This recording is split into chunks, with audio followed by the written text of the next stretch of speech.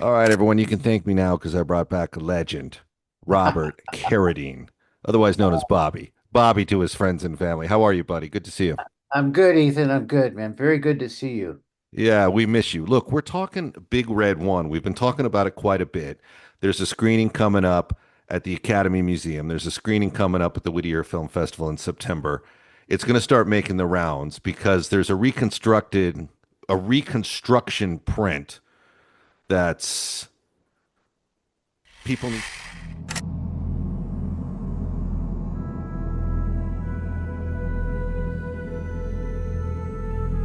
Some say it was the most powerful movie of its day.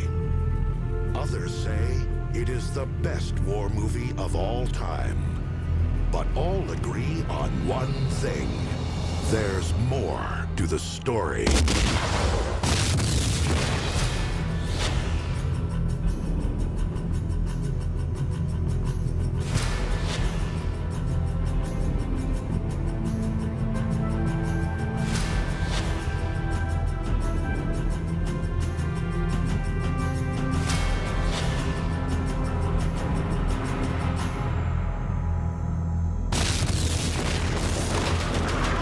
The seminal war movie of its time has returned. Recut, re-envisioned, reconstructed, with 47 additional minutes, as director Sam Fuller originally intended.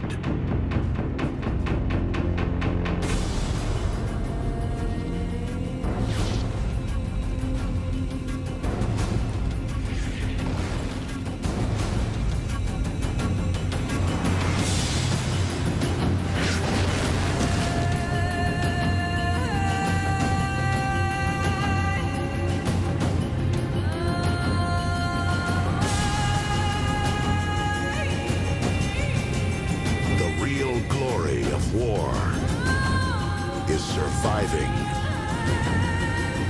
Experience the film that survived. Samuel Fuller's The Big Red One, The Reconstruction.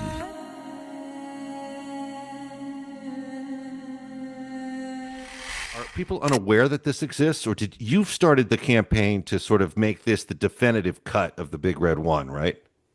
Yeah, because my concern is that this cut of the film, which is the Sam Fuller desired cut, it was cut from uh, the notes in his script. Uh, it's just not available. It's not on streaming. It's nowhere. You can't get it, and I don't want it to fall away into the ether. I want it to be the definitive Big Red One experience that people could have if they had a Blu-ray player or they wanted to see it on streaming. Okay, so let's start with the film itself. We're going to put a lot of attention on this movie in the coming weeks ahead, but the movie itself, you're a young actor. You've done the Cowboys with John Wayne. You're making a name for yourself. Your father's a legend. Your brothers are cutting their teeth in the business. And what happens one day? Sam Fuller knows about you, hears about you, a script shows up, or how does this work? Because you play Sam Well, Fuller in the film.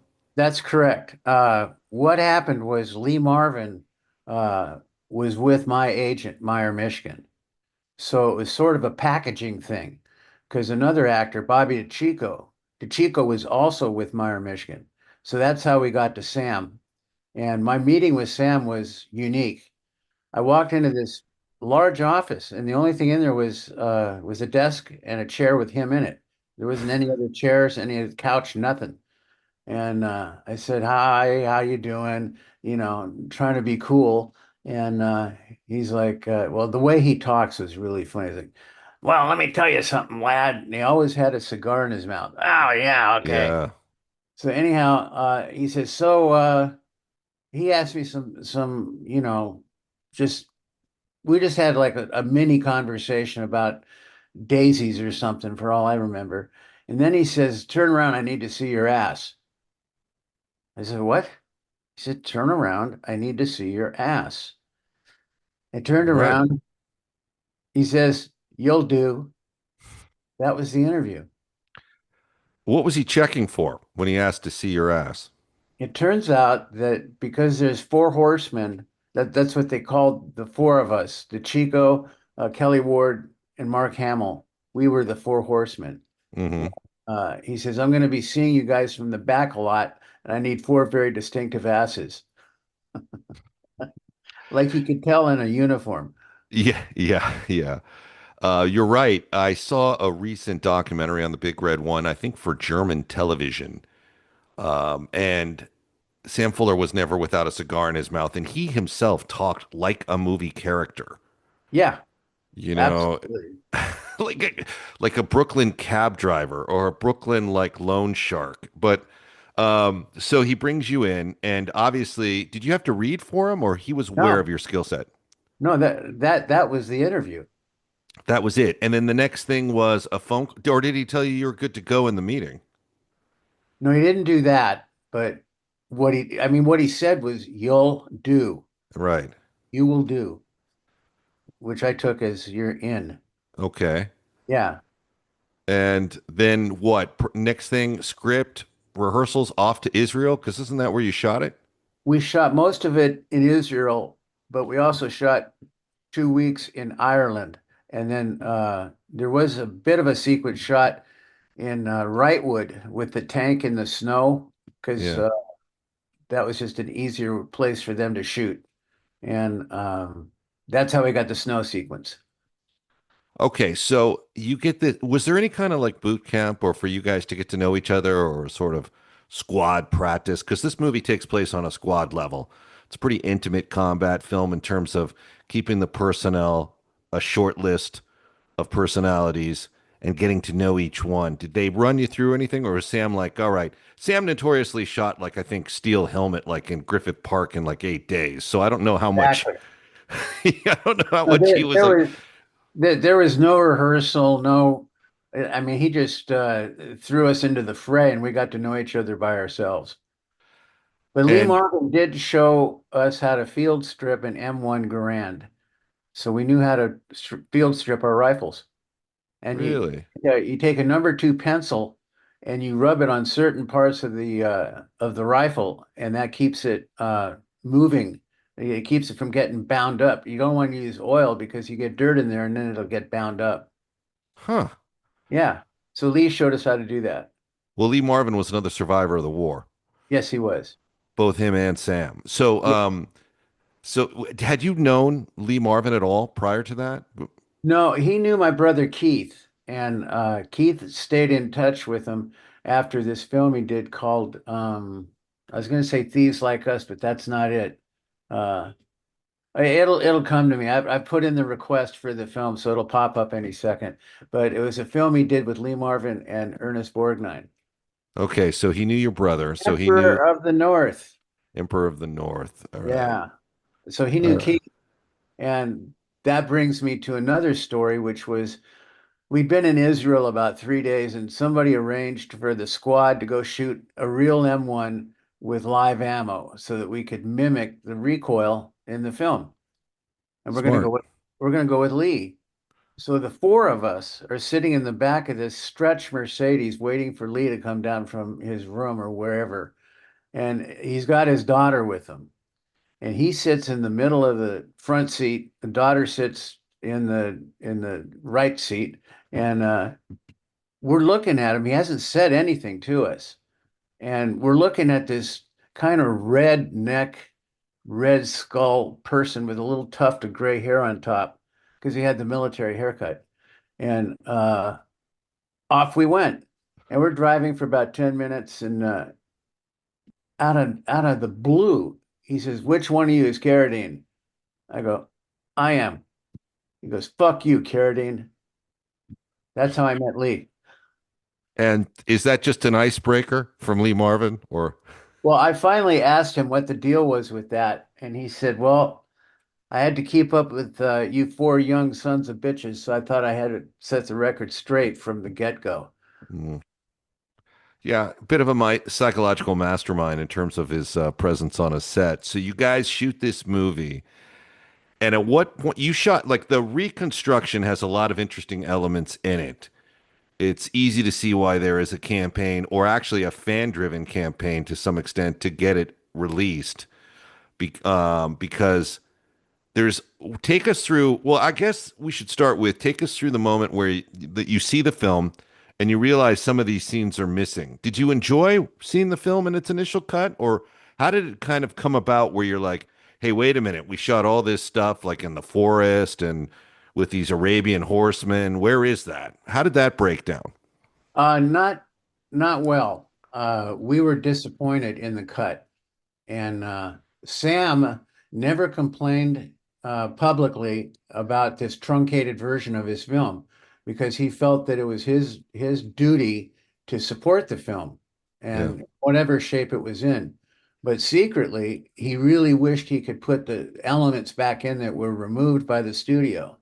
And there was some scuttlebutt about it happening, but it never really happened until Richard Schickel, the Time critic, came along and joined forces with Brian Jameson, who is the executive at Warner Brothers in charge of DVD and home video.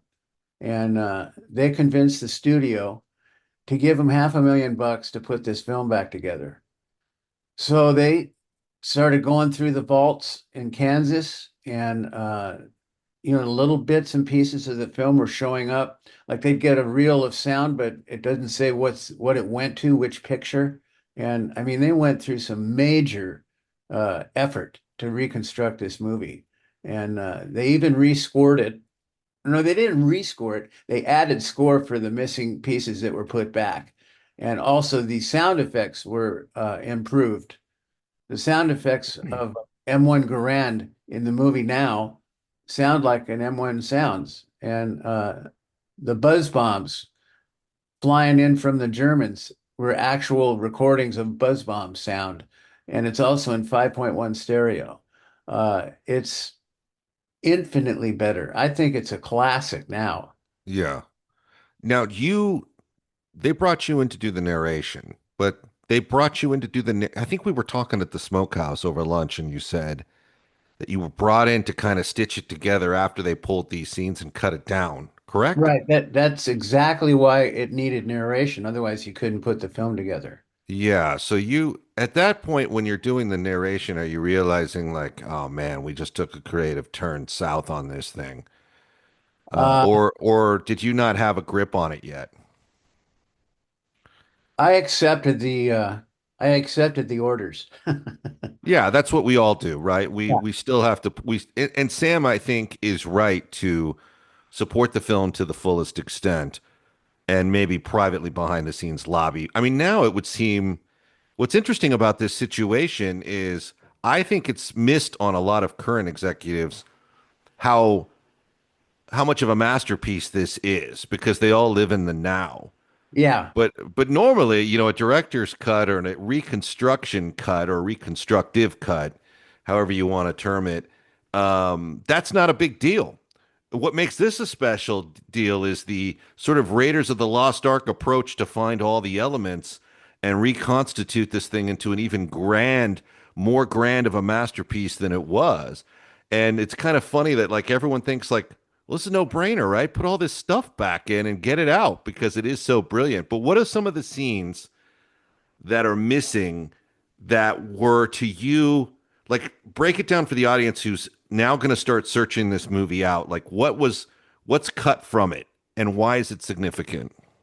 Well, one of the scenes that was cut that I don't even remember shooting was this scene where uh, the I can't remember who these guys were, the guys on the horses, but they finished subduing Yeah. the enemy with us, and we're sitting around, kind of catching our breath, and I give this one guy a pack of smokes in exchange for an ear, and they're going around cutting the ears off the Germans, and Lee Marvin says, "Okay, this is just in from headquarters.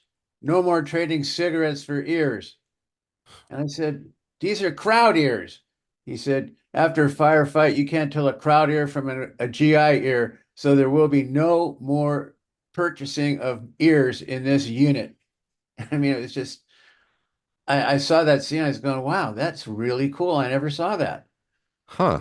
There's another scene where I have sold my book to Hollywood. I wrote a book, and my mother sends me like a bunch of money because I'm going to have a squad party.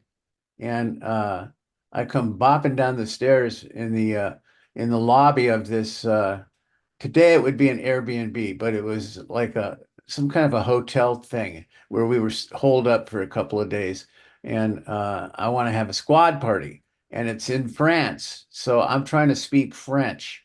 And I tell you, it might be the peak of my acting career when I'm trying to speak French to this French lady. I think it's hilarious, and I'm so glad it's back in the movie. And there's another sequence where we have to deal with a sniper, and the sniper's taken out some of our guys. So we find this sniper, and it turns out to be a Hitler Youth.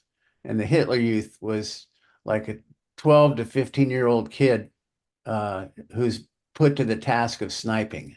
And Lee says, "Okay, what do you want to do with this, guys?" And I say, "Well, we should kill him." He says, "Okay, Zab, kill him." I go, "Well, I don't want to shoot him." And he says, "Vinci?" And Vinci says, "I don't want to shoot him." And nobody wants to shoot him. He said, "No, none of you want to shoot this kid?" Okay. And he bends him over his knee and spanks him. I mean, it's pure Sam Fuller. Yeah.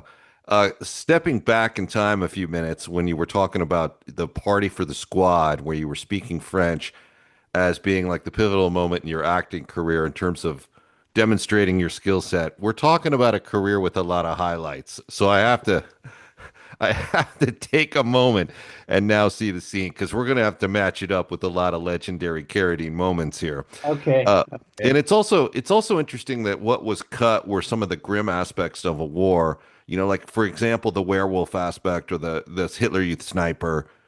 The kids who were encouraged to fight the war after it was sort Right. of signed off that it was over Yeah. out of fanaticism. Like that's an interesting aspect and a creative aspect that you didn't see a lot of. And I think I know the scene you're talking about where it's like a French Foreign Legion officer Yeah. rides up with, and that was a really unique visual for a World War II film, like on horseback. And Yeah. When have you seen horseback in a World War II film? yeah, Yeah. it's tough to recall it, but these are really, really critical moments in the movie that make an interesting tapestry of what the experience is. And by the time the movie ends, I think you do feel that it was way more of a heroic experience than any textbook can give you, any textbook perspective. Yeah. So, so you come in, you do the narration, you realize some of these critical scenes aren't in it. Sam Fuller does his part. Did you talk to Sam? I mean, first describe Sam as a director. Like, what was Sam like when he was working? He basically did not talk to the actors. He had just assumed that you would act Yeah, correctly in the moment.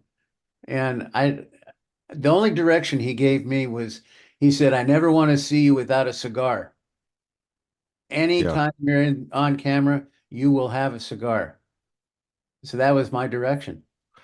And I mean, you stuck to that, bro, because there's a scene where you're hitting the beach and you're like in the water And I still got and, the cigar. and you got a cigar in your mouth and there's like bullets going off and you're seeing if Yeah. this guy's alive, if that guy's alive, and you've got this stogie in your mouth. Now, were they actually his brand of cigars?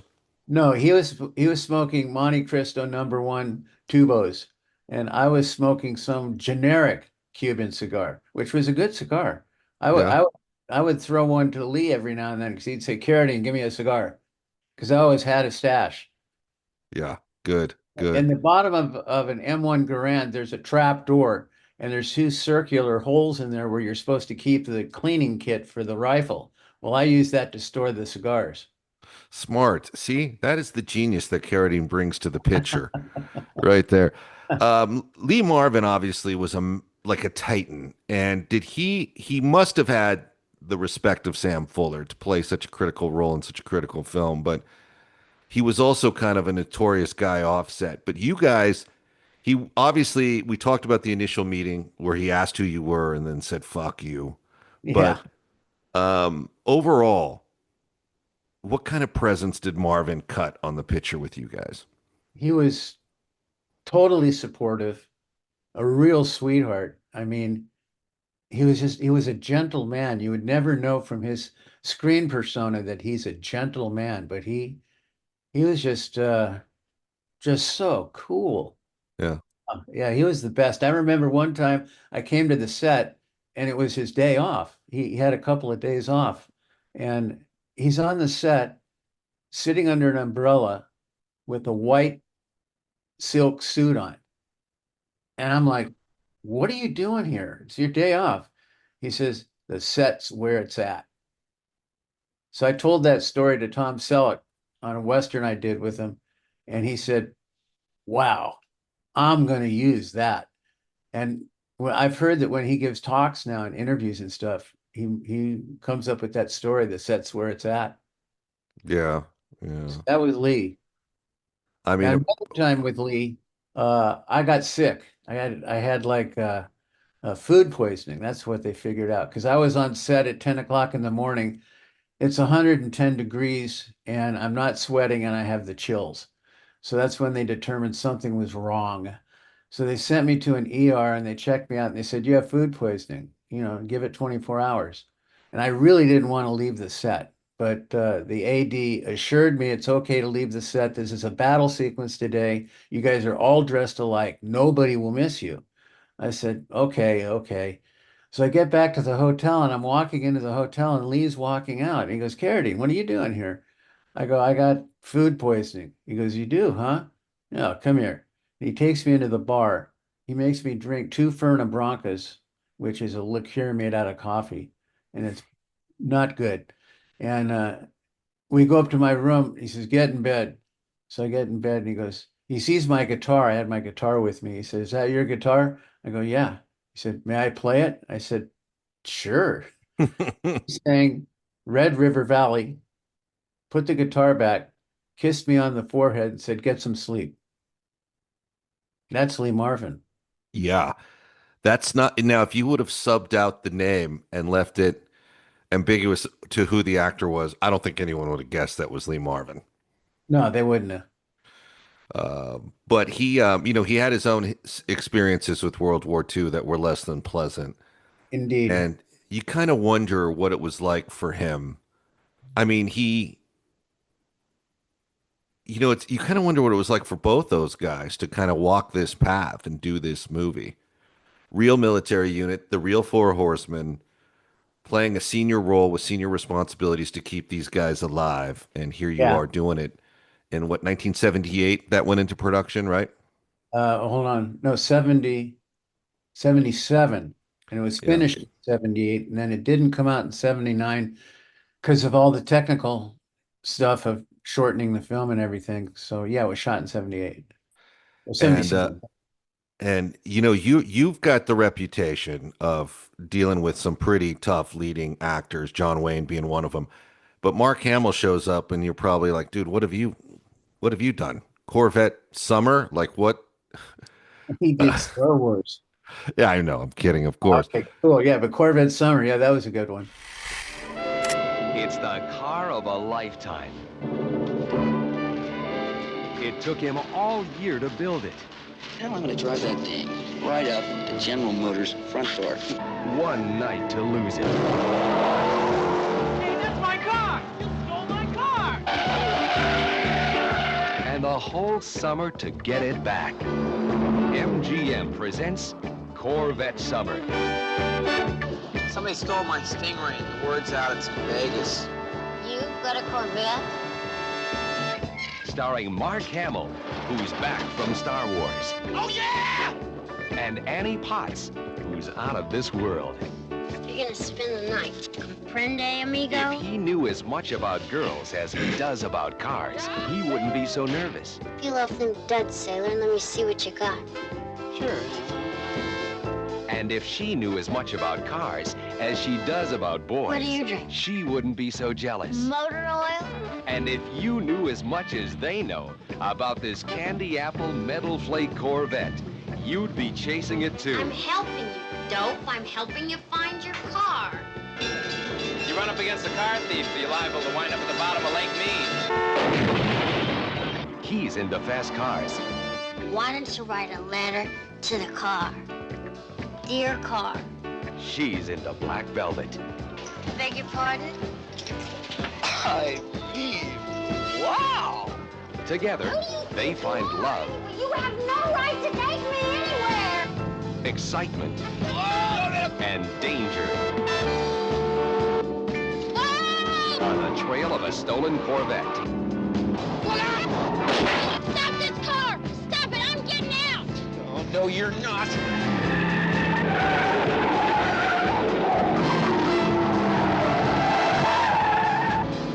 Mark Hamill, Annie Potts.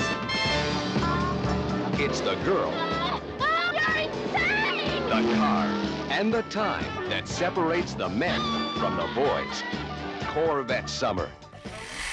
That's the one where he's like I guess like conscripted into like a car theft ring, if I remember right. But you're looking around at these other guys, and do you guys have a moment where you're like, damn, we're doing a World War II movie. We're doing a movie on the pivotal 20th century conflict with Lee Marvin. Do you ever have like that moment, like in the first couple of days where you're like, what is going on with us? Yeah, we definitely we were very, very appreciative of being selected for this film because we knew it was going to be one hell of a trip. And we were going out every night. But Mark wasn't going out with us, I think, because he had his wife with him. But the three of us, Kelly Ward, Bobby DeChico, and me, we were going out every night and, carrying Is on. this Tel Aviv? It's close to Tel Aviv. It's a little town called Herzliya. I think it's north of Tel Aviv, and it was Yeah. right on the beach. Now, It was it was a nice spot. would you say that Israel was a good place to do this? Yeah, Or is- because Israel's always on the edge of war, as we Yeah. know today. And back then, we'd be on the beach, and a Jeep would go by with a 50 caliber machine gun on the back, cruising the beach. I mean, Yeah. it definitely was the right vibe to make a war movie. And the crew was Israeli, right? Yeah, they were good. Were they? Yeah, They, they were really good.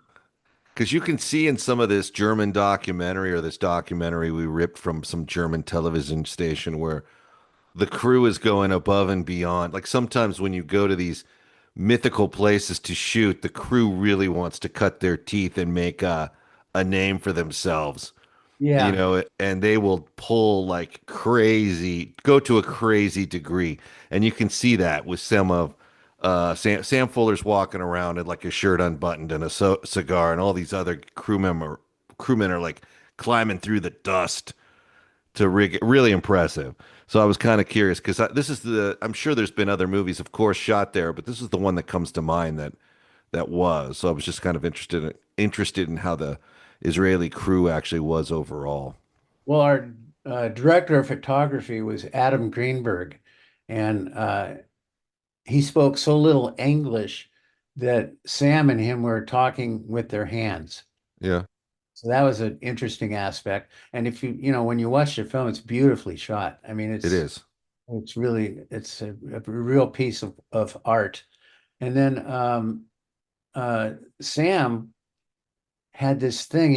He would take a pistol with blanks in it, and he'd say action, and we'd start doing our thing. And some guy was supposed to be dead, and he'd fire the gun, boom, and the guy wouldn't drop right when the gun went off, and he'd say, "Cut!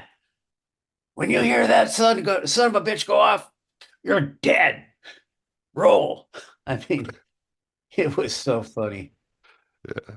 Oh man, the memories. There's also an actor in this that plays the German sergeant who was a buddy of Steve McQueen's, like a racing partner Yeah, of Steve McQueen. Siegfried Rausch. Yeah. Yeah. Kind of a legendary guy. Like he shows up and he was the go-to guy at the time for a lot of this. Like opposite Michael Caine and The Eagle Has Landed, and he kind of in a strange way mirrors the Lee Marvin character. Exactly. They're kind of parallel universes. They're doing Yeah. the same thing and they're saying the same thing. Was Siegfried also a veteran of World War II? I can't recall. I don't think he was a veteran. I don't remember that ever coming up. Because you kind of wonder, a lot of times after in like the 60s and 70s, when they were doing A Bridge Too Far and stuff, a lot of those guys that played those officer roles were just, you kind of want, like Conrad Veidt escaped the Nazis to only play a Nazi like hundreds of Yeah, times. I know it's Yeah, crazy. yeah, you wonder about it. But so you guys are shooting this movie, and Sam is doing Sam Fuller stuff. Now, explain the last day. You guys have shot. Did he shoot it pretty much in sequence? Because there's a moment where you guys liberate a concentration camp that's pretty heavy. And that's one of those Right. scenes that Adam lit really well. Well, we liberated the concentration camp in Israel. So that's before we went to Ireland and shot the green sceneries. Yeah. Where the background is green and lush and looks like Europe. Can I ask you, as like an actor's perspective, like you're getting ready to do this scene? Sam is a man who's not going to give you a He's not going to give much. you a second take. Yeah, really? He wouldn't No, even give you really, a sec. if you made it through a take, that was it. You were done. So we learned very quickly to have our act together because if you make it through the take, he's going to print it and move on. So you guys have that scene, and you're good with it. Like, okay, we're moving on. I guess. I guess. Yeah. I mean, the one sequence in the concentration camp that I think is very effective is when Mark Hamill is looking for that Nazi that ran away from him Yeah, when he tried to yeah. shoot him. And he's checking the ovens, and there's skeletons and stuff in these ovens. And he finally gets to the oven with the German in it, and the guy's got a machine gun, and he goes to fire it, and it goes click, and he pulls the bolt back and tries to fire it, and it won't fire. And Mark Hamill's character was a character they couldn't shoot uh, a person if he saw their eyes, like he Right. deer shy. I can't remember what the exact term is, but there's a name for that. And so here he is, he's facing this guy, and he just unloads a couple of clips. That's 16 bullets into this guy. And Lee Marvin walks up when one of his clips is finished and hands him another one and says, I think you got him, which I think is just hilarious. And a lot of people miss that, but that's really funny. I think you got him. Yeah, yeah. I think that's actually one of the best scenes in the film. I do too. Absolutely. Yeah, it's one of those great moments, great cinematic moments. So you go to Ireland, you shoot what is that where the Normandy invasion sequence is? No, the Normandy invasion sequence was Israel, but Ireland was just supposed to look like some of the places where the squad had to cross to get to the concentration camps. So yeah, that's why we were in Ireland. And on the last day, you guys are done. You've done this epic piece. I mean, it's essentially like a biopic, I think, to a degree, right? Wouldn't you Yeah, say? yeah. You guys are done. You guys are reporting for the last day. What do you guys shoot, and how does it feel when you're finally done and it's cut for the last time? I haven't a clue. No? No, I have no idea what the last day was, what we did. I simply don't recall. Yeah. I wonder what it was. Have you seen any materials from the film, like the production files or the call sheets or anything? No, I thought I saved a call sheet, but I can't find it. Do you have I a did. script? I don't. Well, I have a script, but it's a copy of a copy, so it's pretty funky. And I stole my uniform, so I have that. Yeah. Yeah, yeah, yeah. Certain costume designer over at Warner Brothers that'll remain nameless was excited to hear that because he's doing a World War II exhibit and it features a Well, screening of this where we're actually, gonna all the uniforms came out of England. yeah. Yeah. Um, but now the reconstruction effort. At what point in time do you get involved with this? Um, well, we shot some interviews with the squad about the reconstruction, but we weren't involved while they were doing it. I was only involved in the promotion of it. And Mark Hamill and I went to Cannes to to promote the movie. I think that was 2005. It might have been 2004. Anyhow, one of Yeah. the two. And we screened the film and got a standing ovation. and Clint Eastwood was there. And he said, wow, standing ovation for a 25-year-old film. Pretty good. Yeah. And if Sam would give his actors one take, Clint was thinking he overcompensated by giving them two takes. Well, we actually had an unwritten contest to see who could get the most takes. And I think it was Lee got 6 takes because he couldn't say Corville-sur-Mer, which is the French location of some battle that we had to do. He just couldn't get it out. And when you watch the film, you could see the relief on his face after he says it. Like, really funny. Can you walk me through this screening at Cannes? Like, you guys, who orchestrates these kind of things and gets you involved? Like, who calls you to say this is going down? Well, I heard that it was coming down, and I called Warner Brothers and asked for Brian Jameson. And I said, "You guys are going to Cannes?" He says, "Yeah." I said, "Are any of us going?" He says, "Yeah, Mark's going." I said, "Oh, can I go?" And he said, "Let me check." And about a day later, I got a call. "Yeah, you're going." So Good. that's how I got to Cannes. Okay, so are you guys on the plane together or no? You just meet there? No, separate flights. So does Mark know you're coming? Is it a surprise to him? I don't know. He probably knew, So you guys show up because I mean, I saw you. Hamill's great in this, but I saw you as kind of the Sam Fuller in the movie. right? So it makes perfect sense to have you a part of this. Please tell me you had a cigar on you for this Oh yes, experience. I had a cigar on me. So you guys get to Cannes. You guys are in your tuxedos, right? You dress for the part, don't you, Robert? Yes, I dressed for the part. All right, so you're in your tuxedo, and now this is a big deal. Cannes is considered a reverent place for this kind of thing. You're screening the movie the way you feel it should have always been seen. Indeed. And you're going in there, and who's in the audience? Do you recognize anyone, or do you know besides Eastwood?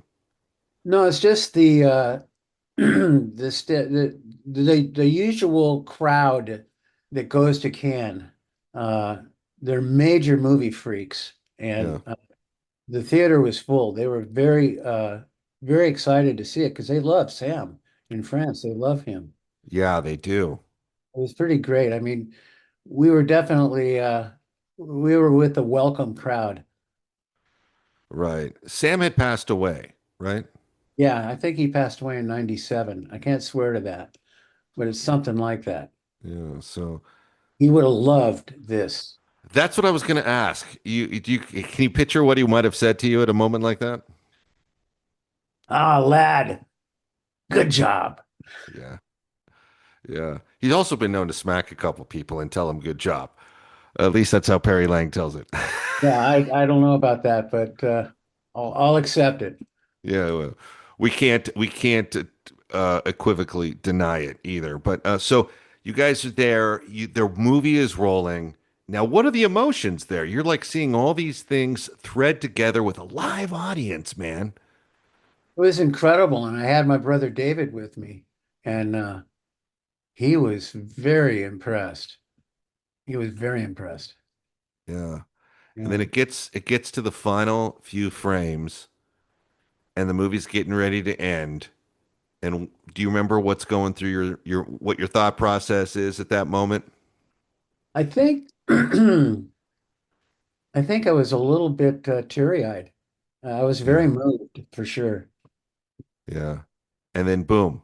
Could you believe there was a standing ovation? Because, there's a couple moments I've been experienced that where I'm like, I'm not sure what is this happening? Exactly. Yeah. No, it was So great. Great moment. yeah, so they stand up and they give you the respect you deserve, and you must have had a sense of like mission to some degree, mission accomplished, right? Absolutely. It was like a huge relief rolled over me that this Hmm. film is now a classic. Before it was truncated, now it's a classic. I mean, it's a big difference. And now the campaign is to make this reconstruction available for all the streaming services so that people can see the film the way it was intended to be seen. Yes, I'd like to take the current version, which was the original release version, Hmm. Take it away, get it away from this and put the Reconstruction in there. Is it hard for you to look at the original released version? Do you kind of get upset about that? I can't watch it. Not now that this exists. I can't watch it. Really? Yeah. Would you say this is your finest moment on film, this movie? Possibly. Yeah. I thought I did a good job. You know, two champions of this, and maybe we should get letters from them, are Quentin Tarantino and Martin Scorsese. Of You not think just, Reconstruction? I don't know, but I know they love this movie, and I know they're big fans of Sam Fuller's work. Right. So it makes sense. Um, you know, I have I've only been in the room with Scorsese once, but I have some great stories about what I can identify as like a real human being there. But like they are huge fans of this. So I think we Right. should get it. I think we should give them an opportunity to see it or get involved in the drive to make this. The other cut, I agree. I don't think it should exist now that you've seen this. It's like Yeah. it would be like watching Star Wars up until the point where they blow up the Death Star, to use a Mark Hamill reference, so he's happy with this conversation. You Right. know, it's like No, I so hear you. yeah, it's like if there's it gives so much more depth to it. So obviously there will be a couple of opportunities moving forward where we can announce you'll be able to chance to see this masterpiece in its entirety. A couple of locations here in Southern California where you get an opportunity to experience what we're talking about. You'll get a chance to experience what led to the standing ovation at Cannes and what made Clint Eastwood rethink his whole career. He saw this and rethought his whole. He rethought every step he had made. He said, "I think I've blown it. I think I should have done some more World War II movies." I don't think he thought that. I think he just thought 25-year-old film, standing ovation, attaboy. Yeah, but without a doubt, it is in fact a masterpiece. Robert, I'm going to get you back. We're going to talk a little bit more in detail moving forward.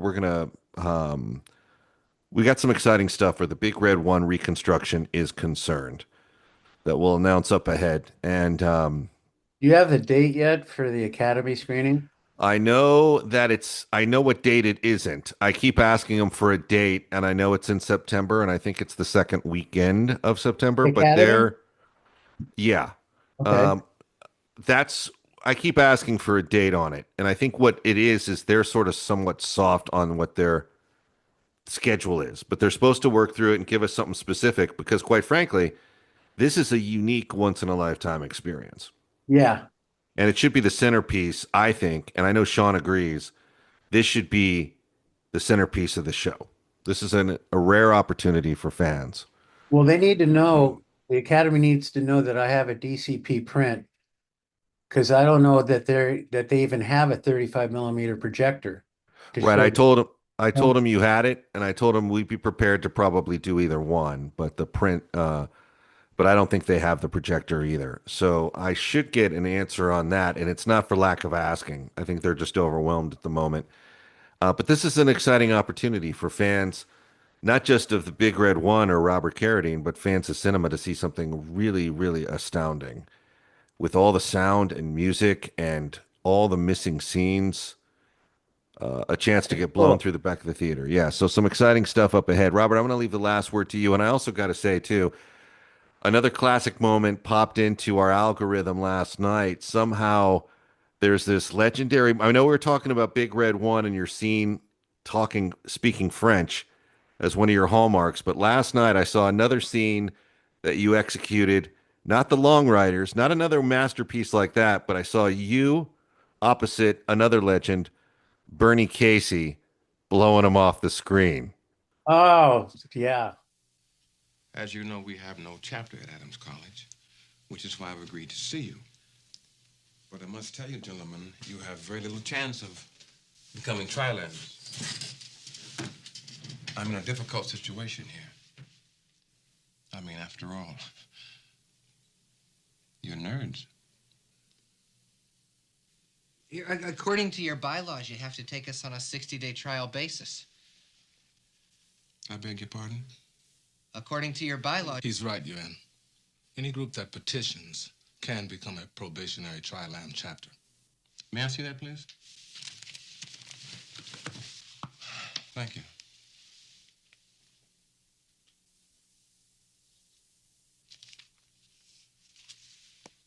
Well, gentlemen, you are now probationary tri-lambs.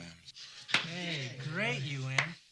Why don't we have a party? You can come down and celebrate with us and observe us to make sure that we're tri-line material, okay? Great. We won't let you down either. I bet you we'll have the highest grade point average of any chapter you've got.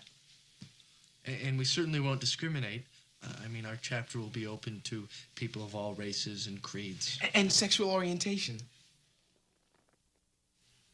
Wonderful.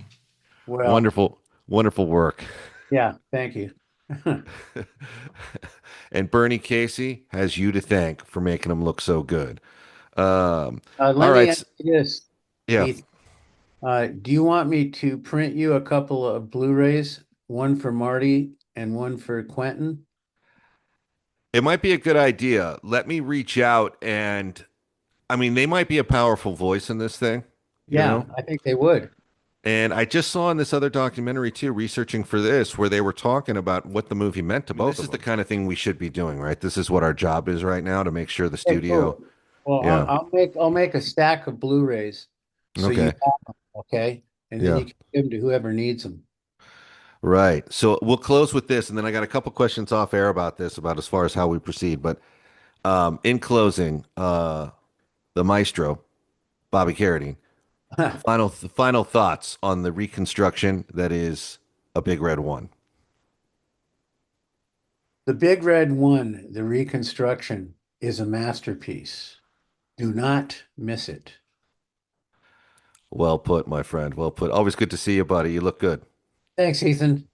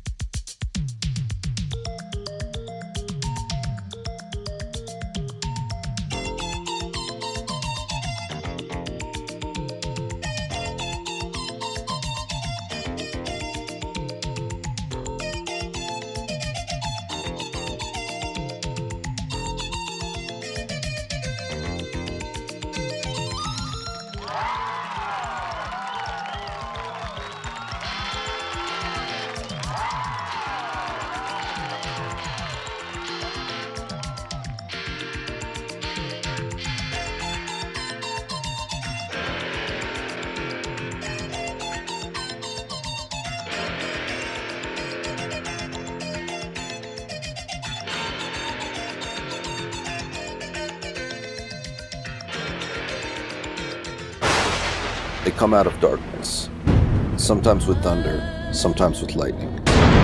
Their presence means death. The prison master was afraid of him. The guards were afraid of him. The town was afraid of him. Lucifer is coming for you. Rest easy, Jack Carr said in a low tone. You're in the final 30 seconds of your life. No quarter. No quarter. Kill all masters. Coming soon.